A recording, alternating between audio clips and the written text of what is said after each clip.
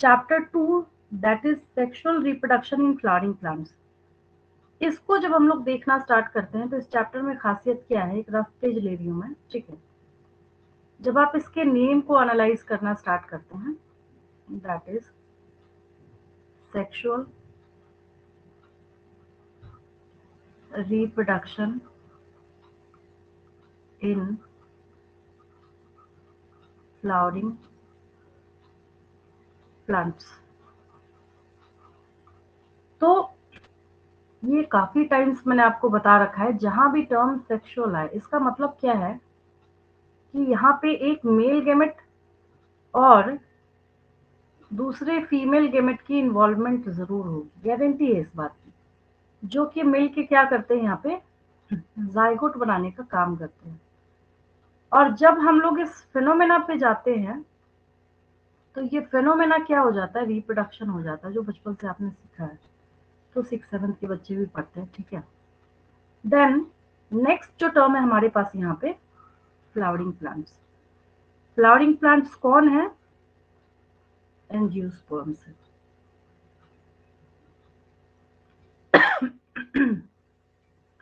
तो ये जो एंजियोस्पर्म्स हैं, जब हम series of evolution of plants देखना स्टार्ट करते हैं, थोड़ा बहुत जो भी बीच में आपको इंपॉर्टेंट लगेगा उसको नोट करते चलेंगे।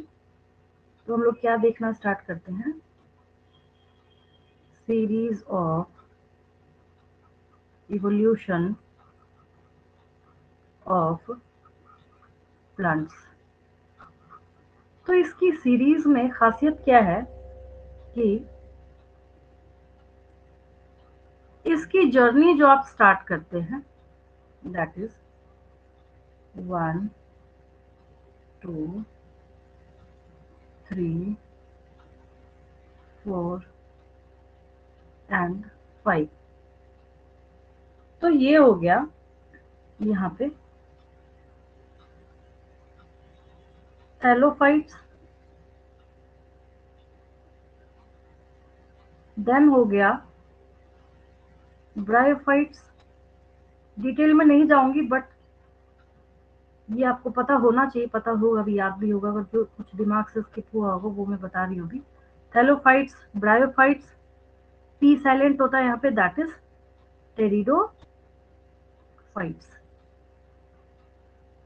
उसके बाद क्या है, जिम्नोस्पर्म्स है, और देन क्या है, एंजियोस्पर्म्स है, देन क्या है, लास्ट वन इज एंजियोस्पर्म्स है, ठीक है। तो इसका क्या मतलब है, ना हमें यहाँ थैलोफाइट्स की पढ़ाई करनी, ना ब्रायोफाइट्स की, ना टेरिडोफाइट्स, ना जिम्नोस्पर्म्स, बचा क्या, एंजियोस्पर्म्स। और जैसा कि आपने अभी भी सीखा कि ऑल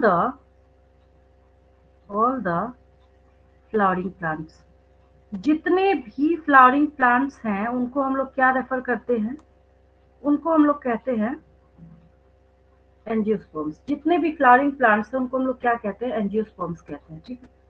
तो इसका मतलब है, एक चीज आप अपने दिमाग में बिठा लीजिए कि हम लोग यहाँ इस सेकंड चैप्टर में सिर्फ एंजियोस्पर्म्स के बारे में ही पढ़ाई करने जा रहे हैं, बाकी किसी का कोई जिक्र नहीं है, क्योंकि हमने पढ़ा ही नहीं किसी को कि कोई फ्लावरिंग एथेलोफाइट्स है। थैलोफाइट्स की तो स्टोरी ओवर है, इसके बारे में आपने क्या पढ़ा है, इसकी थैलोइड बॉडी है, ना रूट है, स्टेम है, ना लीफ है, किसी चीज का कुछ पता है ही नहीं आता। तो ये तो ऐसी ओवर है, ठीक है। फिर आपने ब्रायोफाइट्स के बारे में पढ़ा है, वहां आपने बोला root like, stem like, leaf like, but आपने लाइक लाइक इसलिए लगाया क्योंकि ये वेल डिफाइंड पार्ट्स है नहीं, ये वैसे रियल रूट स्टेम और लीफ है नहीं, तो जिसकी वजह से आपने बोला लाइक लगा दिया वहां पे। टेरिडोफाइट्स है, तो ये पहले ऐसे प्लांट हुए जो कि जाइलम और फ्लोएम मतलब कंडक्टिंग टिश्यूज को कैरी करने का काम करते हैं, उतनी ज्यादा एडवांसमेंट इनमें नहीं आई। जिम्नोस्पर्म हुए भी तो इनमें क्या है, नेकेड सीड्स प्रेजेंट होते हैं। सबसे एडवांस्ड आपने कौन देखा, seeds with proper covering, that is angiosperms, ठीक है। ये बस मैंने आपको याद दिलाया है, चाहे आप इसको 9th क्लास समझिए, चाहे आप इसको 6th 7th 8th क्लास समझिए, जिस भी क्लास को आप समझिए, बस मैंने आपको ये याद दिलाया। 11th में तो खैर था ही था, है ना। तो ये आपका ये चैप्टर है, ठीक है। ये रहा चैप्टर डिस्क्रिप्शन। अब ये चैप्टर क्या है, स्टार्ट कहाँ से होता है, स्ट्रक्चर ऑफ फ्लावर से होता है। तो इसमें खासियत क्या है कि आपको जो फ्लावर का कोई भी फ्लावर आपको देखने को मिले, कोई सा भी फ्लावर, ठीक है, उसमें जो ये अट्रैक्टिव पार्ट है इसका, उसमें जो क्या है, ये जो अट्रैक्टिव पार्ट है इसका, जो हम लोग ड्रॉ करते हैं, जो हम लोग ड्राइंग में सबसे पहले, कोई भी प्राइमरी का बच्चा भी जब बोलिएगा ना उसको फ्लावर बनाने के लिए, तो वो बच्चा भी क्या करेगा, पेटल्स ही वहां पे ड्रॉ कर रहा होता है। क्या ड्रॉ करता है वो, पेटल्स ड्रॉ करने का, दीज आर पेटल्स। तो फ्लावर के जो ब्राइट कलर्ड अट्रैक्टिव पार्ट होते हैं उनको हम लोग क्या बोलते हैं, पेटल्स बोलते हैं। क्या बोलते हैं, पेटल्स बोलते हैं, ठीक है। तो इसका ये जो ब्राइट कलर्ड अट्रैक्टिव पार्ट है दैट इज पेटल, ठीक है। और पेटल्स के जब एग्रीगेशन को आप देखना स्टार्ट कीजिएगा दैट इज कोरोला। ये भी सीखा हुआ आपने छोटी क्लासेस में, बस मैं रिवाइज करा रही हूँ ताकि मैं इसके आगे आपको लेके जा सकूं तुरंत, ठीक है। तो ये पेटल हो गया, क्या हो गया, ये पेटल हो गया। और पेटल जो टर्म है, इससे अब यहाँ पे कंसर्न जो आप एक नया सीख रहे हैं दैट इज कोरोला। फटाफट करते चलेंगे। पहला टर्म है, पहले में स्टार बना के लिख सकते हो, इसको लिख सकते हैं कोरोला। जो आपकी मर्जी, आपको जैसे लिखना आप लिख सकते हैं, मतलब वही निकलेगा। चाहे आपको लिखना है यहाँ पे एग्रीगेट्स ऑफ पेटल्स और whole of petals, whole of petals, ये हो गया, दैट इज कोरोला। मतलब जब आप किसी फ्लावर के ये जो पार्ट्स हैं, आप जब इसके एग्रीगेट को देखना स्टार्ट कर, थोड़ा नीचे बन गया, नहीं कोई बात नहीं, पेज थोड़ा ऊपर ज्यादा रह गया। तो इसका जो होल आप यहाँ पे देख रहे हैं दैट इज कोरोला। ये क्या हो गया, कोरोला हो गया, ठीक। अब कैलिक्स पे आते हैं। ये जो यहाँ पे ग्रीन कलर स्ट्रक्चर आपको दिख रहा है, ये क्या है, ये ऐसे जो बना रहे हैं आप, ये क्या है तो ये सेपल्स। वन बाय वन करके जब हम लोग इसको देखना स्टार्ट करते हैं, जैसे यहाँ पे वन है दैट इज सेपल, और सेपल्स के एग्रीगेट्स को हम लोग क्या बोलते हैं, कैलिक्स बोलते हैं। क्या बोलते हैं हम लोग इसको, कैलिक्स बोलते हैं, ठीक है। दैट इज कैलिक्स, कैलिक्स, ठीक है। ये हो गया। बताइए आपको क्या लिखना है, एग्रीगेट्स ऑफ सेपल्स। में इसलिए नहीं लिख रही ना, बहुत ज्यादा इजी हो जाएगा वो, वेस्टेज ऑफ टाइम नहीं करना है, टू द पॉइंट चलना है। और लॉ अभी आपको पता ही चल जाएगा इस क्लास में हम कितनी स्पीड से जा रहे हैं। हॉर लॉ सेपल्स, ठीक है, ये हो गया। देन इसका मतलब है कि ये सेपल्स हैं, इसके आप एग्रीगेट्स को यहाँ पे एक साथ बना सकते हैं रिप्रेजेंटेशन के लिए रफ में। कुछ सेकेंड्स का टाइम जाता है, बहुत ज़्यादा टाइम नहीं जाता, दैट इज, है ना, ये हो गया। अब ये जो क्या है इसका हॉर लॉ, ठीक है। तो ये हो गया कैलिक्स। एक क्वेश्चन पूछा जाता है, क्या कैलिक्स फोटोसिंथेसिस करता है, तो आपको वहां पे आंसर देना है यस। अगर ये ग्रीन कलर में है और ग्रीन ही होता है मोस्टली, तो ये फोटोसिंथेसिस परफॉर्म करेगा, जरूर करेगा, ठीक है। कई बार बच्चे कंफ्यूज करते हैं, वो सोचते नहीं कैलिक्स है, हमने तो पढ़ा ही नहीं, हमने तो सिर्फ लीफ की पढ़ाई करी है। तो ये भी फोटोसिंथेसिस करता है, ठीक है। तो अभी तक आपने पेटल देखा, सेपल देखा, स्टॉक ऑफ फ्लावर। पेडिसल जो है, फ्लावर का जो डंठल होता है ना जिससे आप उसको पकड़ते हैं, दैट इज पेडिसल। तो ये क्या हो गया, पेडिसल हो गया। अब फ्लावर का जो सोलिन बेसल पोर्शन जो ऐसे उभरा हुआ होता है ना, सोलिन बेसल पोर्शन, ठीक है, उसको हम लोग रिसेप्टिकल भी बोलते हैं। इसी का नाम रिसेप्टिकल है। और इसी का नाम थैलेमस है, सब नोट करेंगे नोटबुक में। इसी का नाम क्या है, थैलेमस। और इसी का नाम TORUS, टोरस भी है। इसी का नाम क्या है, टोरस है, ठीक है। थैलेमस और रिसेप्टिकल और टोरस, सब इसी के नेम है, ठीक है, उसको भी नोट कर लेंगे। अब इसमें कोई डाउट तो नहीं, ठीक है। Swollen basal part of flower is known as thalamus और रिसेप्टिकल और टोरस, ठीक है। अब क्या है, यहाँ पे दो बातें होंगी। एक क्या है, इसके पास मेल रिप्रोडक्टिव पार्ट होगा और एक इसके पास फीमेल रिप्रोडक्टिव पार्ट है, ठीक है। यानी इधर का जो हिस्सा है, ये जो आपको येलो कलर का अपने फिलामेंट के साथ प्रेजेंट है, that is stamen is the male reproductive part of flower and pistil is the female reproductive part of flower, ठीक है। तो stamen जो हो गया वो क्या कैरी कर रहा है यहाँ पे, एंथर और फिलामेंट को। stamen क्या कैरी कर रहा है, एंथर और फिलामेंट को यहाँ पे कैरी करने का काम कर रहा है, ठीक। जब stamen का हम लोग डिटेल स्ट्रक्चर देखना स्टार्ट करते हैं, तो stamen भी क्या है, अपने आप में काफी स्पेशल है, क्योंकि इसकी और डिटेलिंग डिटेलिंग डिटेलिंग होती चली जाती है। ये तो कंप्लीटली एक रफ पेज है, इसका इस चैप्टर से कोई कनेक्शन नहीं है, बस इतना है कि एंजियोस्पर्म्स के बारे में आप सीख सकते हो और कुछ नहीं है। अब देखिए, उस स्टेमेन को उठा के हमने क्या किया, यहाँ पे यहाँ रख दिया। अब ये भी जो आपने देखा था ना फ्लावर की, यहाँ जो फ्लावर प्रेजेंट था, तो उस फ्लावर का क्या है, स्टेमेन आपने यहाँ रख दिया उठा के, ठीक है। अब इसके पास क्या है,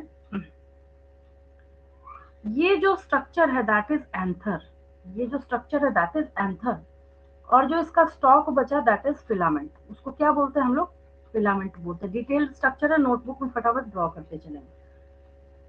अब ये एंथर आपको कैसा स्ट्रक्चर दिख रहा है, anther is a bilobed structure. Anther बाहर से, इसमें काफी कंफ्यूजिंग है, आगे जाके जैसे जैसे आप चलते चले जाते हैं आपके लिए ये कंफ्यूजिंग होता चला जाता है। Anther is a bilobed structure. बाहर से जब हम लोग इसके बारे में जिक्र करते हैं दैट इज बाइलोब्ड स्ट्रक्चर। कैसा है ये, बाइलोब्ड स्ट्रक्चर है, ठीक है। फिलामेंट क्या हो गया, filament is the stock of anther. Filament is the stock of anther.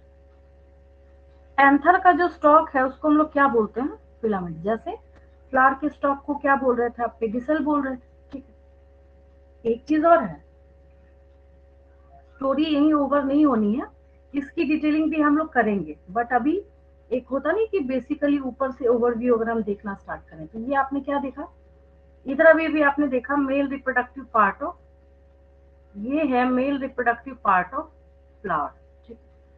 और इस साइड आप क्या देखने वाले हैं, female reproductive part of flower. ये क्या है, बीच में करूंगी तो ऐसा ना हो कहीं इसी का समझ में आ जाए, क्लियर कर देती हूँ। ये क्या है, female reproductive part of flower, ठीक है। यहाँ पे तीन बेसिक पार्ट्स हैं। पहला है, number 1 is stigma, number 2 is style, and then ये जो है ना ओव्यूल प्लस ओवरी वॉल, इन दोनों को एक साथ इकट्ठा करके हम लोग ओवरी बोलते हैं, ठीक है। मैं यहाँ पे लिख देती हूँ, ovule plus ovary wall. Ovary wall तो बाहर का बनाया है इसने, ठीक है, बहुत अच्छी बात है, इसमें कोई दिक्कत नहीं है, ठीक है। मैंने यहाँ पे मेंशन कर दिया। ये ओवरऑल स्ट्रक्चर क्या है, इसमें भी यहीं पे एरो दे रखा है, कोई बात नहीं, हम दूसरा कलर लेके भी हम लोग लिख सकते हैं। तो कंप्लीट स्ट्रक्चर क्या है, ये ओवरी है, यानी कि stigma plus style plus ovary. तो इसको जब आप एक साथ ऐड करते हैं तो आपने क्या सीखा, इसको लोग पिस्टिल बोलते हैं। क्या बोलते हैं, पिस्टिल भी बोलते हैं, कार्पेल भी बोलते हैं, दोनों इसी का नाम है, पिस्टिल और कार्पेल। तो ये था फीमेल रिप्रोडक्टिव पार्ट। ये आपने क्या देखा यहाँ पे, फीमेल रिप्रोडक्टिव पार्ट, ठीक है। ये मेल रिप्रोडक्टिव पार्ट है, ये फीमेल रिप्रोडक्टिव पार्ट है। एक चीज को गांठ बांध के आपको अपने दिमाग में बिठाना है, वो ये कि ये मेल रिप्रोडक्टिव पार्ट और फीमेल रिप्रोडक्टिव पार्ट, मतलब स्टैमेन का एग्रीगेशन जो है, कई बार अब जरूरी थोड़ी है कि एक ही स्टैमेन प्रेजेंट हो सकता है। कोई ऐसा फ्लावर हो, एक एग्जांपल मैं दे रही हूँ, जहाँ पे ये एग्रीगेट्स ऑफ स्टैमेन्स हो, मतलब बहुत सारे देखे होंगे आपने, बहुत सारे ऐसे फ्लावर हैं जिसके पास एग्रीगेट्स ऑफ स्टैमेन्स प्रेजेंट होते हैं। तो इसको एक साथ इकट्ठा करके हम लोग क्या बोलते हैं, एंड्रोशियम बोलते हैं। क्या बोलते हैं हम लोग, जैसे बच्चे कंफ्यूज करते हैं, कहते हैं मैम स्टैमेन भी लिखा है, एंड्रोशियम भी लिखा है, हमें इसको समझने में दिक्कत आ रही है।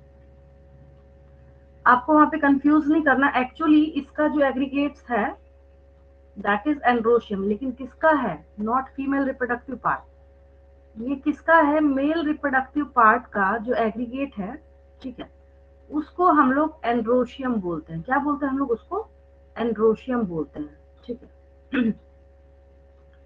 अब यहाँ पे मैं लिख देती हूँ नेक्स्ट पेज पे, सब कुछ यही कर दूंगी तो थोड़ा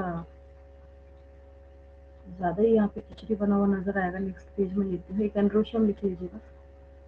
नेक्स्ट यहाँ पे मुझे पता है कि आप में से किसी को भी अभी सब्जेक्टिव फॉर्म की जरूरत नहीं है, तो मैं कोशिश कर रही हूँ कि मिनिमम लिखूं मैं, ठीक है। तो यहाँ पे हो गया जो जरूरी है, बस मैं उतना ही लिखूंगी। एंड्रोशियम, क्या हो गया यहाँ पे? एंड्रोशियम। देखिए ANDROCIUM वो भी सही है, ANDROECIUM ये भी सही है, दो स्पेलिंग आपको देखने को मिलेगा। एंड्रोशियम यानी बीच में ई यहाँ पे प्रेजेंट है, ये भी सही है। और अगर मैं ई ना लिखूं ये भी सही है, ठीक है। तो यहाँ पे क्या है, लिखना हमें वही है, बट जब हम स्टेमेंस की बात करते हैं तो वहां पे उसका एग्रीगेट हो जाता है, और आपको देख के भी पता चल जाएगा कि एंड्रोश मतलब स्टेमेंस का नंबर जो है ये वेरी कर सकता है इसमें, ठीक है। फटाफट लिख लीजिए इसमें। And androecium, and androecium is the and androecium is the male part of the flower, male part of the flower, which is composed of which is composed of composed of a long filament, a long filament and an anther, an anther attached to its tip. कहाँ attach होता है? ये इसके tip से attach होता है। क्यों tip बोला जा रहा है, इसमें घबराने की जरूरत नहीं है। अगर मेरा ये बोलने का मतलब है, मैंने यहाँ पे ये फिलामेंट बना दिया, ठीक है, तो नीचे वाले को तो टिप नहीं, यहाँ पे लोअर टिप या फिर ऐसा कुछ तो हम लिख नहीं रहे। ये कहाँ प्रेजेंट है? वैसा तो है नहीं कि हमने स्ट्रेट लाइन लिया तो यहाँ बीच में मेंथर बना दिया, ऐसा तो कभी आपने सुना नहीं होगा। ये कहाँ प्रेजेंट है? इसके टिप पे प्रेजेंट है, जिसकी वजह से हम यहाँ पे बोल रहे हैं कि composed of a long filament and an anther attached to its tip। कहाँ प्रेजेंट है? ये इसके टिप पे प्रेजेंट है। कहाँ प्रेजेंट है? ये इसके टिप पे, ठीक है। इसको नोट करेंगे फटाफट। नहीं है, नहीं भींगे, पेन तो नहीं भींगा है। हल्ला नहीं करो बेटा, नहीं भींगा पेन। अच्छा ठीक है, हल्ला नहीं करो उधर से। कहाँ? चलिए next.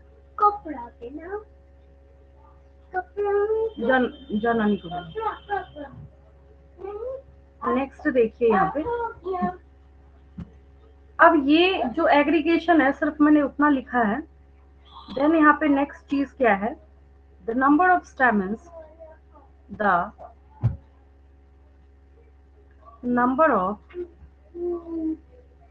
number of stamens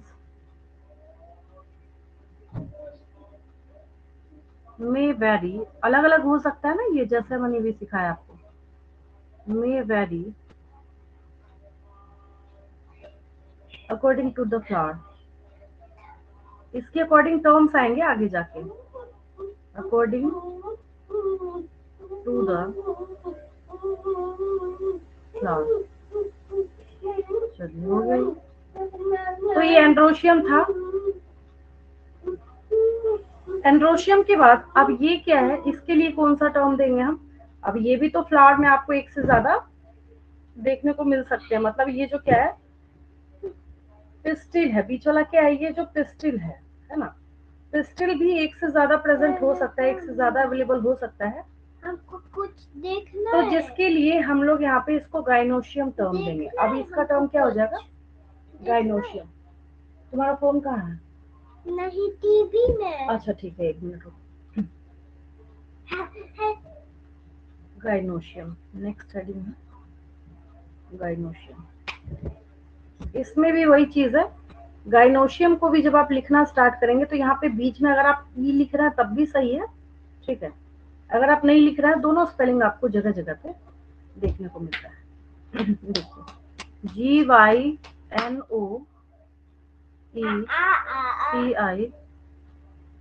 gynoecium. Gynoecium. चलिए इसको फटाफट।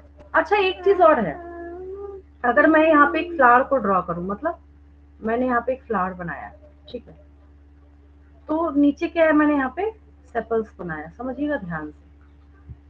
उसके बाद क्या होता है इस फ्लावर में, साइड साइड में ऐसे ऐसे करके, मतलब अगर 3D स्ट्रक्चर ऊपर से अगर आप देखना स्टार्ट करें, anther filament anther filament anther filament anther filament anther, मतलब मेल वाला, ठीक है।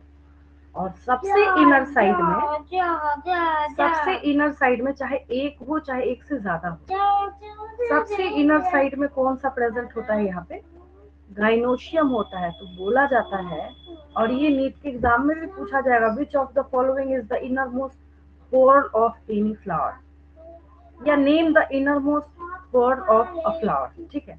तो वहां पे आपको आंसर क्या लिखना है? गाइनोशियम लिखना है। समझ आई मेरी बात, है ना? इनर मोस्ट मतलब सबसे अंदर कौन सा, अगर सबसे बाहर पूछा गया तो ये सेपल्स, बाहरी साइड में सबसे बाहर कौन प्रेजेंट है? सेपल्स है। और सबसे अंदर कौन है यहाँ पे? गाइनोशियम है। तो उसी से स्टार्ट करते हैं हम लोग। The gynoecium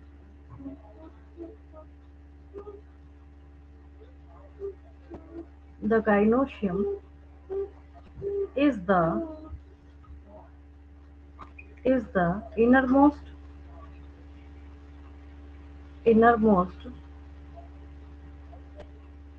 whorl of a flower,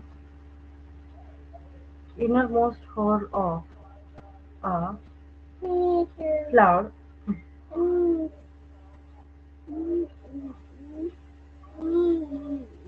अब इसके पास भी क्या कंडीशंस है? इसके पास एक पिस्टल भी हो सकता है और एक से ज्यादा पिस्टल भी हो सकते हैं, जिसके लिए आगे जाके टर्म सिखाऊंगी मैं आपको, मोनोकार्पेलरी, मल्टी कार्पेलरी, ऐसे करके टर्म्स आएंगे। अभी तो बस बेसिक है, तो मैं फटाफट इसको मूव कर रही हूँ आगे। It consists of one or more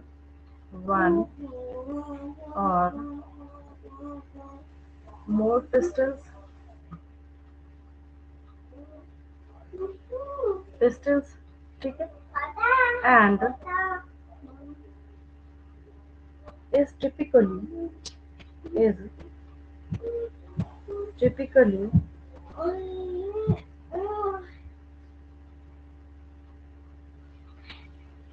surrounded by typically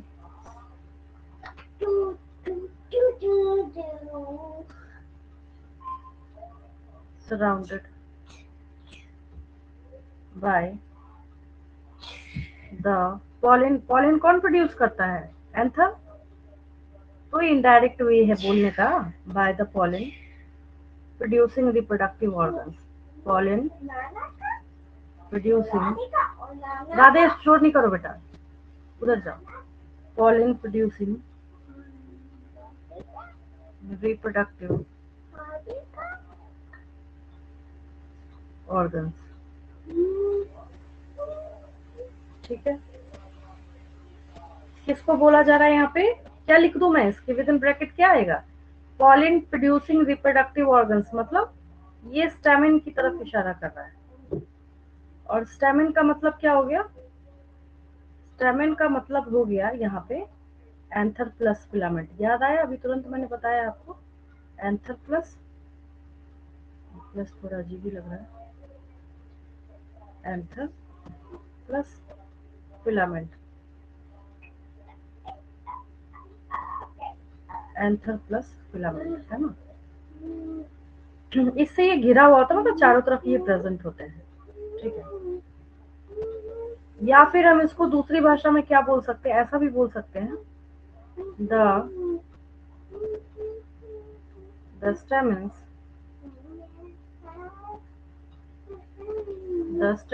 are collectively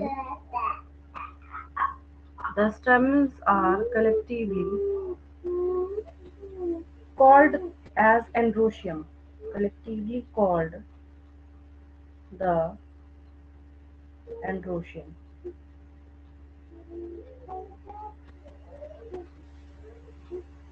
androecium, अगर मैं यहाँ पे ई ना लिखूं वो भी सही है, ये भी सही है। क्या बोलते हैं हम लोग उसको, एंड्रोशियम बोलते हैं। हो गया एंड्रोशियम और गायनोशियम की कंफ्यूजन क्लियर आपकी। हाँ, ये चीज है कि इसमें आगे जाके मैं ये भी बताऊंगी, अगर एक पिस्टल है तो उस कंडीशन को हम लोग मोनो, मतलब वन, उस कंडीशन को हम लोग मोनोकार्पेलरी बोलते हैं। अगर एक से ज्यादा पिस्टल प्रेजेंट है उस कंडीशन को हम लोग मल्टीकार्पेलरी बोलते हैं। ये चीज भी मैं आपको आगे जाके बताऊंगी, है ना। तो यहाँ पे आपने देखा है एंड्रोशियम और गायनोशियम की एक्सप्लेनेशन, ठीक है। तो ये यहाँ से आया था टर्म, तो मैंने आपको बता दिया कि स्टैमेन के रिगार्डिंग आएगा एंड्रोशियम और कार्पेल के रिगार्डिंग आएगा गायनोशियम। कार्पेल के रिगार्डिंग क्या आएगा यहाँ पे, गायनोशियम आएगा, ठीक है।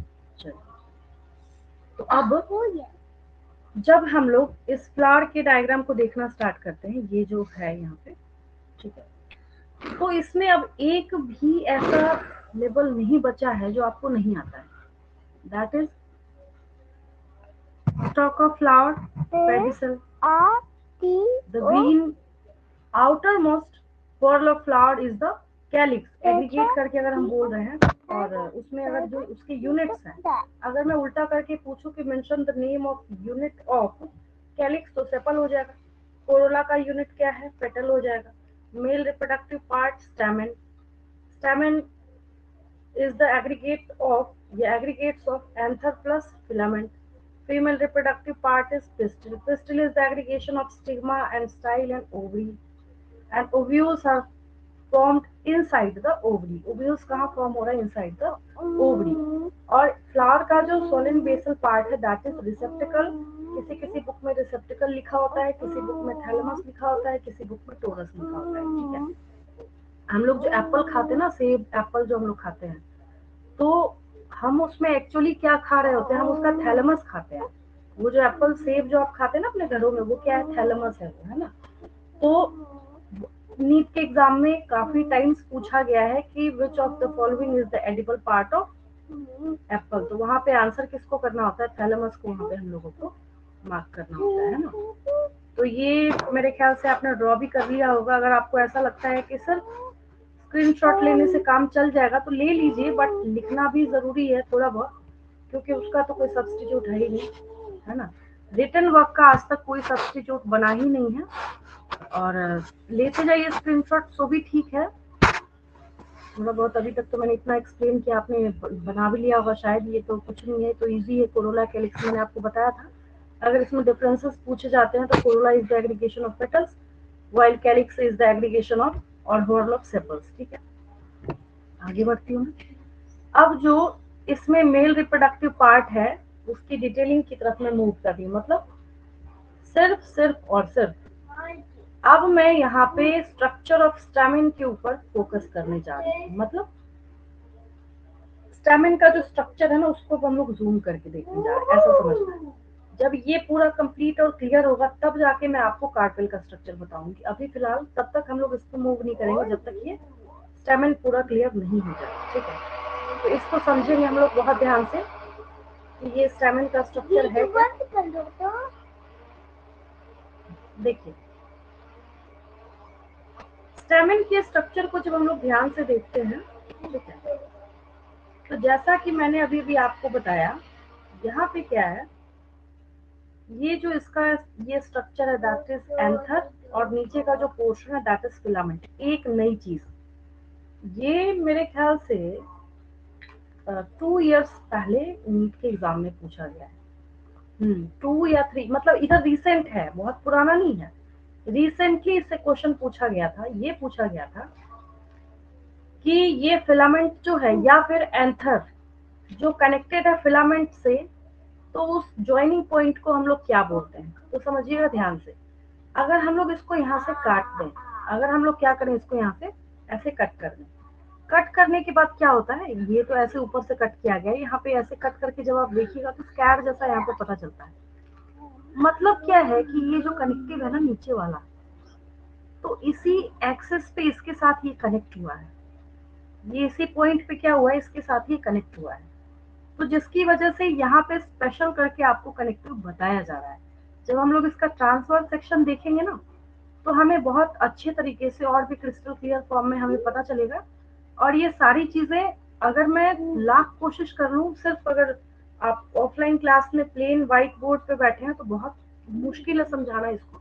यहाँ पे बिल्कुल क्रिस्टल क्लियर आपको दिख रहा है कि अगर आप एक एंथर को ऐसे ऊपर से यहाँ से मैंने काट लिया, ठीक है, तो इसको कट करने के बाद क्या होता है, आपको यहाँ पे 1 2 3 और 4, ठीक है, ये 4 आपको यहाँ पे क्या दिखते हैं, ये माइक्रोस्पोरेंजिया आपको नजर आते हैं। 4 आपको क्या दिख रहा है यहाँ पे, माइक्रोस्पोरेंजिया, है ना।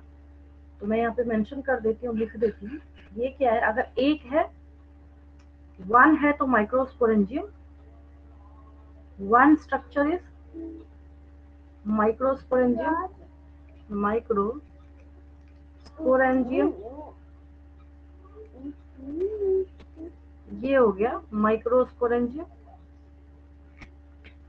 और अगर आप इसका प्लूरल कीजिएगा, मतलब अगर एक से ज्यादा मुझे बताने का शौक है, या अगर आप एक से ज्यादा के रिगार्डिंग कोई एक्सप्लेनेशन लिख रहे हैं, दैट इज माइक्रोस्पोरेंजिया, क्या हो जाएगा, वो माइक्रोस्पोरेंजिया हो जाएगा, है ना। अब क्योंकि सैक मतलब क्या होता है, बैग लाइक हेलीनुमा कोई जो स्ट्रक्चर होता है ना, बैग लाइक जो स्ट्रक्चर होता है उसको, अब जैसे ये अंदर की तरफ क्या है, ये सैक है ना, एक सैक की तरह स्ट्रक्चर है, ठीक है, क्योंकि इनके अंदर within the microsporangia pollen grains are formed, क्योंकि माइक्रोस्पोरेंजिया के अंदर पॉलन ग्रेन्स बनते हैं, इसलिए हम लोग इनको दूसरी भाषा में पॉलन सैक्स भी बोलते हैं। तो यहाँ पे इसने माइक्रोस्पोरेंजिया लिखने की बजाय क्या लिख दिया, आपको पॉलन सैक्स लिख दिया। तो मैंने ये चीज आपको क्लियर कर दी कि पॉलन सैक हम लोग क्यों बोल रहे हैं, because these sacs are responsible for formation of pollen grains, क्योंकि ये ऐसे सैक्स हैं जिसमें क्या होता है, पॉलन ग्रेन्स का फॉर्मेशन होता है, ठीक है। तो ये चीज आपको समझ आई। अब यहाँ पे एक चीज आपको नजर आ रहा है, मतलब उतना क्रिस्टल क्लियर तो नहीं है, जब एनसीईआरटी में बहुत साफ साफ आपको दिखाया गया है कि जो ये एंथर है वो यहाँ से ना ऐसे क्रैक हुआ है, मतलब टूटा है, ब्रेक डाउन हुआ, वहां से ना ऐसे पॉलन ग्रेन्स बाहर रिलीज हो रहा है।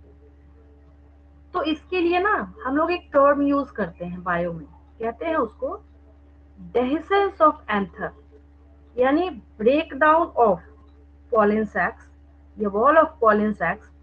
तो उसके लिए हम लोग टर्म क्या यूज करते हैं, ये जो यहाँ पे पॉलन ग्रेन्स आपको छोटे छोटे नजर आ रहे हैं, तो इसके लिए हम लोग, मतलब ये एंथर का टूटना, इसके लिए हम लोग बोलते हैं term dehiscence, dehiscence of an, एक ही दिख रहा है यहाँ पे, है ना, डेहिसेंस ऑफ एन एंथर। यहाँ पे एंथर का क्या हो रहा है, डेहिसेंस हो रहा है, मतलब एंथर ब्रेक डाउन कर रहा है। सारी चीजें जो है वो आप जो देख रहे हैं वो सब क्वेश्चन है अपने आप में। जब आप इसको देखना स्टार्ट करते हैं तो सबके सब अपने आप में क्या है, क्वेश्चन है एक तरीके से। बहुत ध्यान से नोटिस करना, आपका कनेक्टिव क्या है, क्वेश्चन है यहाँ पे, ठीक है। स्टॉक ऑफ एंथर को क्या बोलते हैं, फिलामेंट बोलते हैं। अब पॉलन ग्रेन किसके अंदर बनते हैं, तो माइक्रोस्पोरेंजियम के अंदर बनते हैं, ठीक है। इसके ब्रेक डाउन होने को या रप्चर होने को क्या बोलते हैं, मतलब पॉलन सैक के ब्रेक डाउन या रप्चर होने को क्या बोलते हैं, डेंसेंस ऑफ एन एंथर बोलते हैं, ठीक है। ये सब हो गया। अब मैं और डिटेलिंग करूंगी किसकी, इसी स्ट्रक्चर की, इसी स्ट्रक्चर की, मतलब ये आपको समझ आई इतनी बात कि यहाँ पे क्या है, 4 माइक्रोस्पोरेंजियम। लेकिन अगर आपसे पूछा गया कि इसके पास लोब कितने हैं, तो बाहर से क्या दिख रहा है, 1 और 2, दो ही लोब तो है इसके पास। ये देखिए, एक लोब इधर वाला और एक लोब इधर वाला। अगर आपसे पूछा गया कि how many lobes are present in an anther, तो आंसर होगा 2। And how many microsporangia are present in an anther, 4। How many microsporangia are present in one lobe of an anther, तब हो जाएगा 2। मैंने क्या बोला last question, how many microsporangia are present in one lobe of an anther. तो क्या हो जाएगा यहाँ पे 2 ही हो जाएगा, 4 नहीं होगा, अभी 2 होगा आंसर। और जब मैं पूरे एंथर में पूछूंगी तब क्या होगा, 4 होगा ये। ठीक है, इसको फटाफट नोट कर लेंगे आप लोग, सारी ही चीजें इसमें इंपॉर्टेंट है, थोड़ा ध्यान से करेंगे इसको।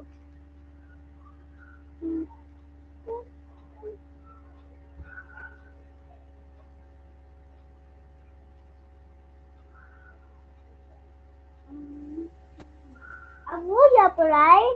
नहीं बेटा अभी नहीं, अभी चाहिए था बहुत।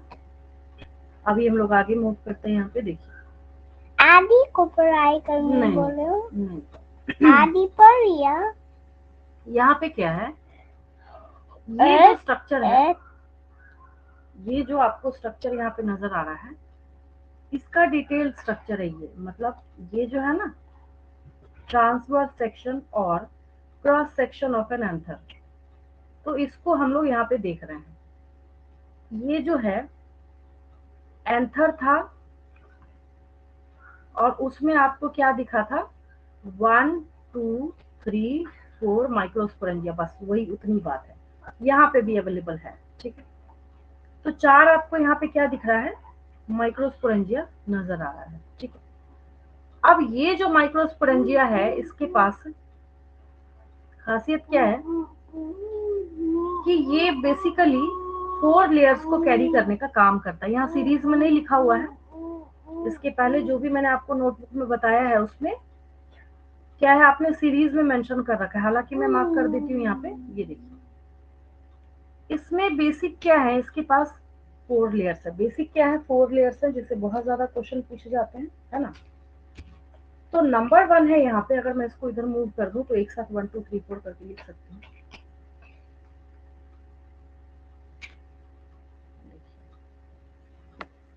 थोड़ा सा स्पेस तो हो ही गया है लेफ्ट साइड में, देखिए यहाँ पे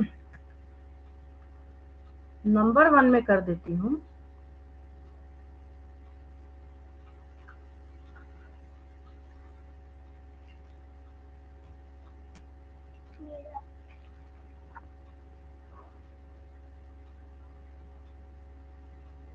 देखिए, नंबर 1 है एक्सटर्नल लेयर, जो है सबसे बाहरी, और एक्सटर्नल लेयर जो है दैट इज एपिडर्मिस। एपिडर्मिस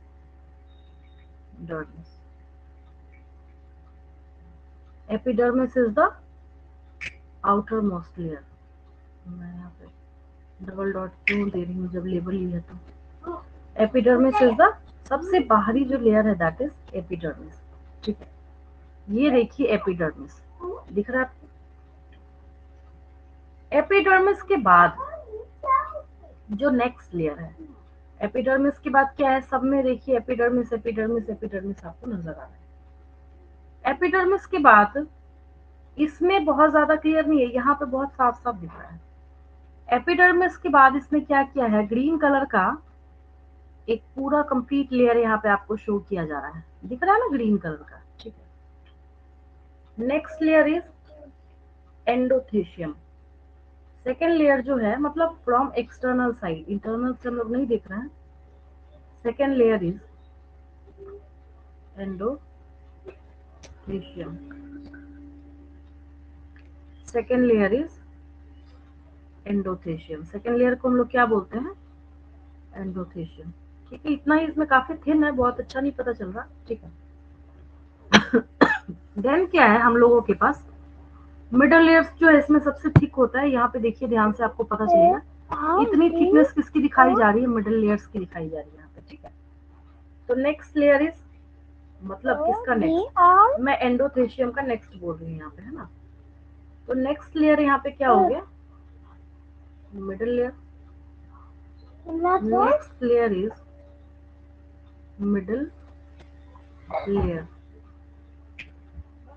क्या हो गया यहाँ पे, मिडल लेयर हो गया। ठीक है, तो ये हो गया आपका मिडल लेयर।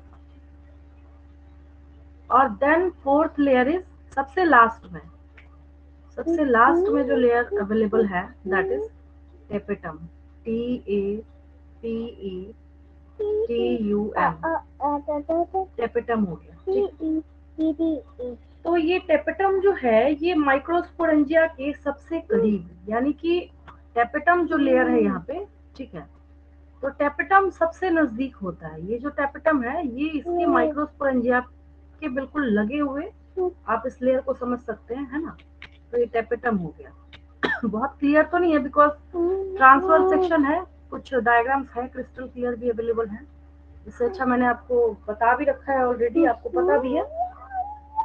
अगर आपको इसको ड्रॉ करना हो, बनाना हो, तो करते क्या है, मैं रफ में बता रही हूँ आपको, ठीक है।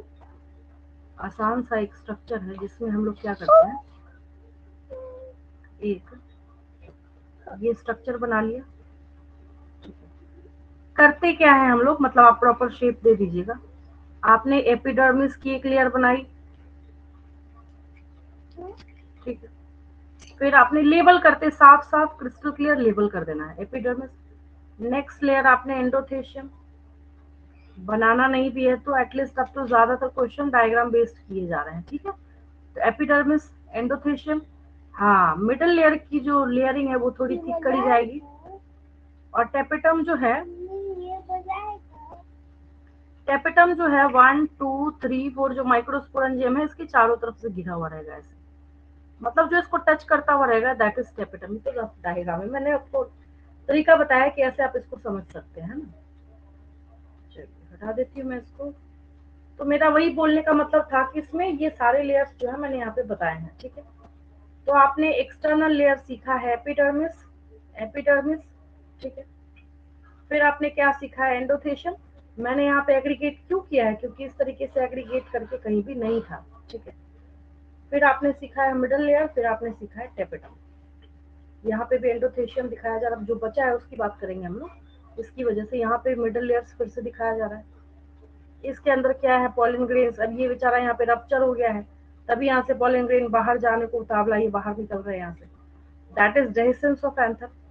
अब अगर हम, मैं स्टोमियम समझा रही हूँ आपको, ये मैंने नहीं बताया है आपको। स्टोमियम जो है इसमें बहुत क्वेश्चन पूछे जाते हैं, मैंने आपको नहीं बताया है, समझिएगा ध्यान से। अब यहाँ पे क्या है, अगर मैं यहाँ पे एक सर्कल बना दूँ ऐसे, समझिएगा। अगर मैं यहाँ पे क्या करूँ, एक सर्कल बना दूँ, ठीक है। सर्कल बनाने के बाद अगर मैं यहाँ पे रब कर दूँ, यहाँ रब कर दूँ, यहाँ भी रब कर दूँ और यहाँ भी रब कर दूँ, यहाँ भी रब कर दो, यहाँ भी रब कर दो। हाँ ठीक है, वेरी गुड। तो ये क्या है, इस तरीके से, मतलब मैं एक चीज आपको समझा रही हूँ, कॉन्सेप्ट आपको देने की कोशिश कर रही हूँ। ये जो है एक्चुअली ऐसा ही टेट्रागोनल स्ट्रक्चर तो बनाया है ना हम लोगों ने, यही जो टेट्रागोनल स्ट्रक्चर था इसी को हम लोगों ने ड्रॉ किया है, ठीक है। तो अभी उस सर्कल को बनाने के बाद मैंने जो यहाँ पे 1 2 3 4, तो ये जो यहाँ पे ऐसे पिट लाइक जो स्ट्रक्चर आपको मिला, यहाँ पे क्या मिला, पिट लाइक जो स्ट्रक्चर मिला, ऐसा यहाँ पे नॉच भी बोल सकते हैं हम लोग उसको। यहाँ पे जो नॉच दिख रहा है आपको, ठीक है, इसको हम लोग क्या बोलते हैं, ये जो नॉच यहाँ पे अवेलेबल है इसको हम लोग स्टोमियम बोलते हैं, STOMIUM, क्या बोलते हैं हम लोग इसको, स्टोमियम बोलते हैं। क्या बोलते हैं हम लोग इसको, स्टोमियम बोलते हैं, ठीक है। तो स्टोमियम मैंने आपको जब बताया था तो उसमें मैंने एक्सप्लेन नहीं किया था, तो यहाँ पे इसकी पोजीशनिंग जो है स्टोमियम की सीख लेंगे, इसको नोट भी कर लेंगे, ये भी इम्पोर्टेंट ही अपने आप में।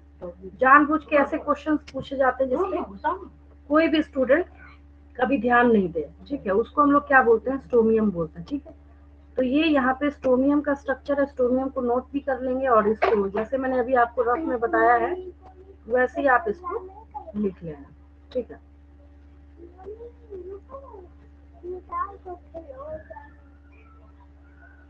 देखिए अब ये क्या करता है, अगर आपसे क्वेश्चन पूछा जाता है आखिर हम लोग स्टोमियम की पढ़ाई कर क्यों रहे हैं, ठीक है, ये यही मूव करने लगा, मैं इसको रब करना चाहती थी।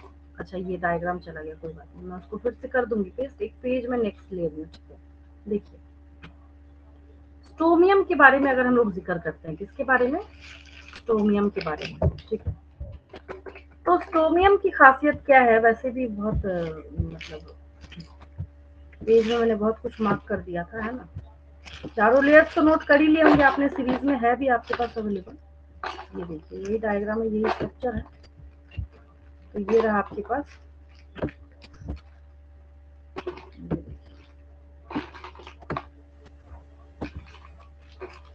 सीरीज में बस आपको कॉपी में रखना है, बहुत जरूरी है। जो मैंने एक साथ सीरीज में लिखा था ना, एपिडर्मिस, एंडोथेशियम, मिडल लेयर और टेपिटम, है ना, अब मिल जाएगा। हाँ, तो मैं स्टोमियम, ये जो स्टोमियम है ना, इसको लिख रही थी मैं। ये देखिए, अब स्टूडेंट सब पढ़ते हैं लेकिन इसी को मिस करते हैं, तो जानबूझकर क्वेश्चन जो है वो इसी से पूछा जाता है कि which of the following is the actual site of dehiscence of anther.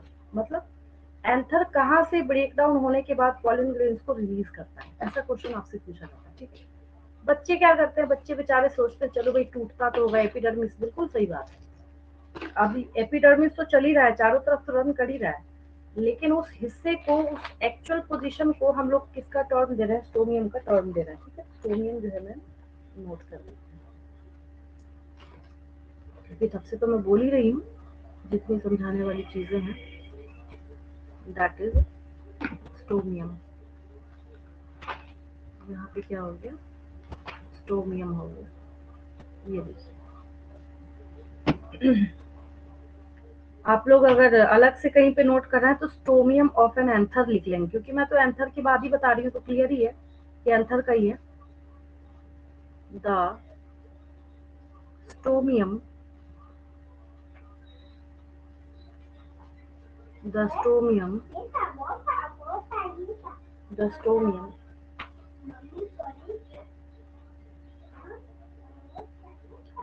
is a, the stomium is a single, the stomium is a single layer of specialized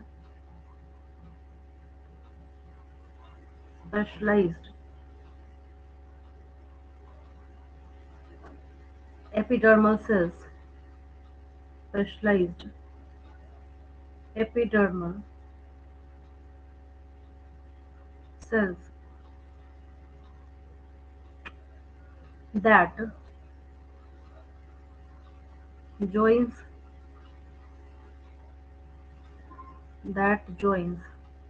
adjacent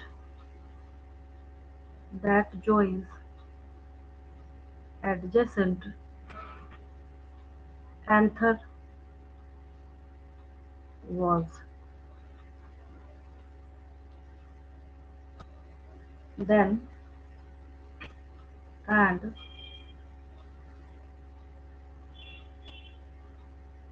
the final breakage and the final breakage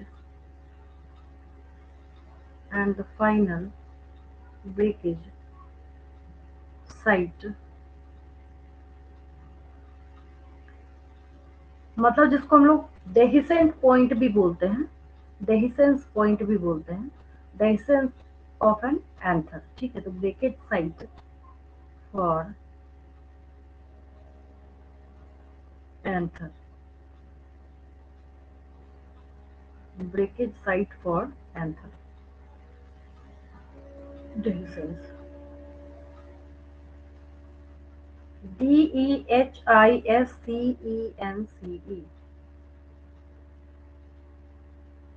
ठीक, चलिए इसको note कर लीजिए।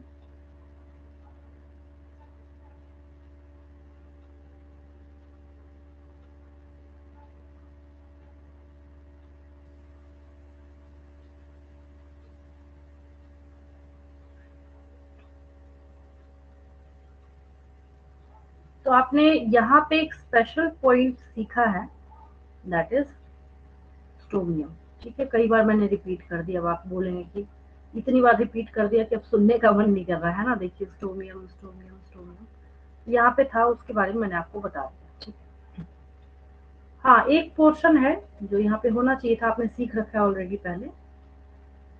यहाँ पे एक special point जो है यहाँ पे पता चल रहा होता है, पता है ना, हाँ यहाँ दिख तो रहा है ये, बट इसने बस बेचारे ने मार्क नहीं किया। ये जो पॉइंट है इसकी बात मैं कर रही हूँ, देखिए ये वाला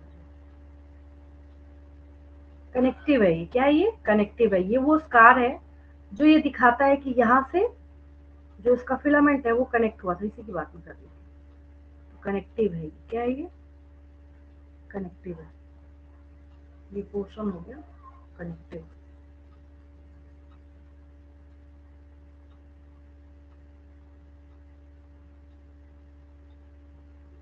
ये हो गया कनेक्टिव। क्या हो गया? ये कनेक्टिव हो गया।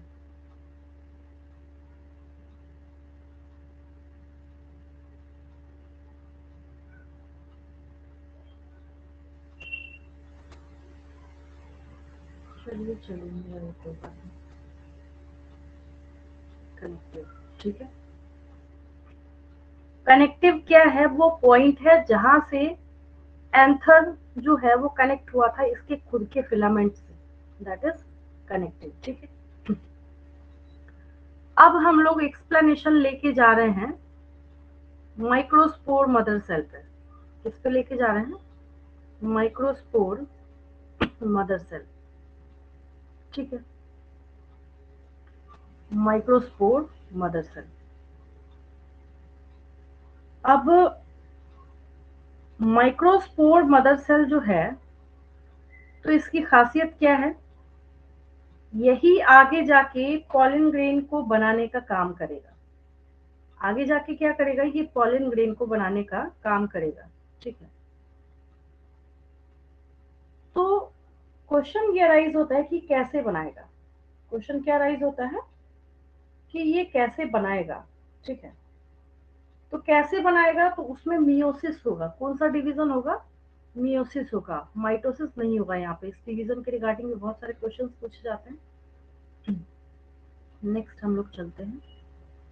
इसको शॉर्ट में बोला जाता है एम एम सी, मतलब माइक्रोस्पोर।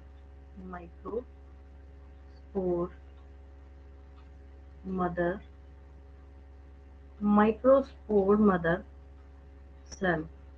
और ये जो माइक्रोस्पोर मदर सेल है, ये जो क्या है? माइक्रोस्पोर मदर सेल है, ठीक है। पूछा जाता है what is the ploidy of MMC. Microspore mother cell की प्लॉइडी क्या होती है? बच्चे हैप्लॉइड लिख के आते हैं, जबकि इसकी प्लॉइडी हैप्लॉइड नहीं होती है, actually it's a diploid cell, ठीक है। तो MMC is a diploid cell, is a diploid cell in plants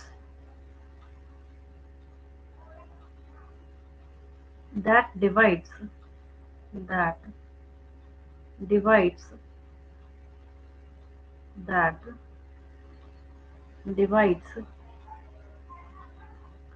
by meiosis. meiosis, not mitosis. That divides by meiosis to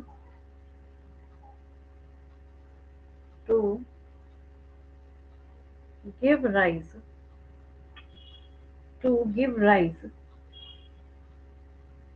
to four haploid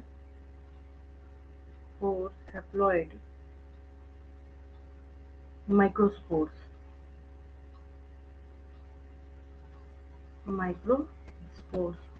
और यही आगे जाके पॉलिन ग्रेन टेट्राड बनाते हैं। वो चिपके हुए होते हैं पहले, फिर डिफरेंट होके अलग होके वो क्या बन जाते हैं? पॉलिन ग्रेन्स में खुद को फॉर्म करते हैं, ठीक है। तो ये क्या हो गया? यहाँ पे एक स्पेशल टाइप का डिवीजन है जहां पे पॉलिन ग्रेन का फॉर्मेशन हो रहा है। क्या हो रहा है? पॉलिन ग्रेन का फॉर्मेशन हो रहा है, ठीक है। अब देखिए तो ये जो स्ट्रक्चर है माइक्रोस्पोर मदर सेल्स कहाँ प्रेजेंट है? तो ये माइक्रोस्पोर मदर सेल्स जो हैं, ये मैंने जो आपको चारों कॉर्नर पे जो स्ट्रक्चर बताया था, दैट इज आपने इसको क्या सीखा था, क्या सिखाया मैंने आपको इसको, माइक्रोस्पोरेंजियम। क्या सीखा था आपने? अगर आपको प्लूरल बोलना है तो आप माइक्रोस्पोरेंजिया बोलिए, नहीं तो क्या बोलिए आप, माइक्रोस्पोरेंजियम बोलिए। तो माइक्रोस्पोरेंजियम के अंदर माइक्रोस्पोर मदर सेल्स जो है ये फॉर्म करते हैं, और यही माइक्रोस्पोर मदर सेल जो है, ठीक है, ये आगे जाके पॉलिन ग्रेन को बनाने का काम करते हैं। क्या करते हैं ये? पॉलिन ग्रेन को बनाने का काम करते हैं। ठीक है, अब क्वेश्चंस बहुत सारे हैं आज की क्लास में, बहुत सारे क्वेश्चंस हैं। सबसे बेसिक क्वेश्चन तो यही पूछा जाता है, which type of cell division is involve in microsporogenesis. इस घटना को हम लोग क्या बोलते हैं? माइक्रोस्पोरोजेनेसिस बोलते हैं। क्या बोलते हैं? Microsporogenesis. माइक्रोस्पोरो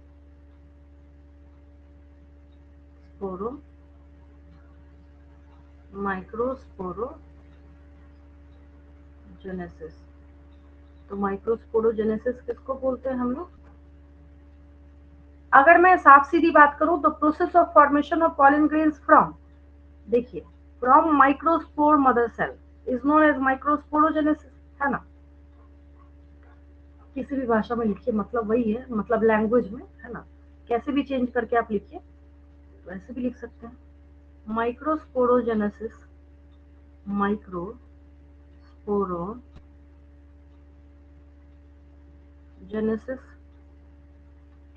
comprises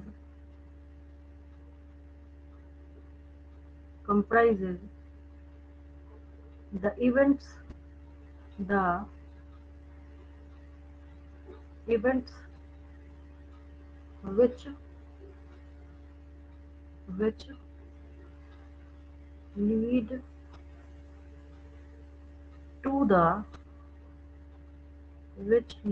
to the formation of to the formation of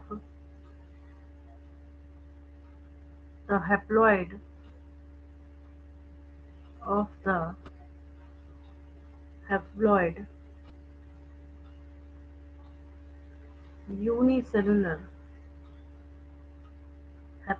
unicellular microspores. Microspores वही बात है ना? कैसे भी घुमा के लिखना आपको, बात वही है। तो ये हो गया, इसको लिख लीजिए। आज की क्लास में कोई दिक्कत किसी को, कहीं पे कोई डाउट? क्लियर है बिल्कुल? एक एक चीज को मैंने कई बार रिपीट किया है, हाँ, ताकि कहीं पे कोई डाउट ना हो। बिल्कुल भी अगर होता है तो उसको पूछेंगे नेक्स्ट क्लास में, ठीक है? चलिए, बाकी हम लोग करते हैं कल या परसों, जब भी टाइम मिलता है तो फिर से हम लोग इसको रिपीट करते हैं। अगर कल भी टाइम निकलता है तो कल भी करा दूंगी मैं, है ना? चलिए, लीव करती हूँ मैं।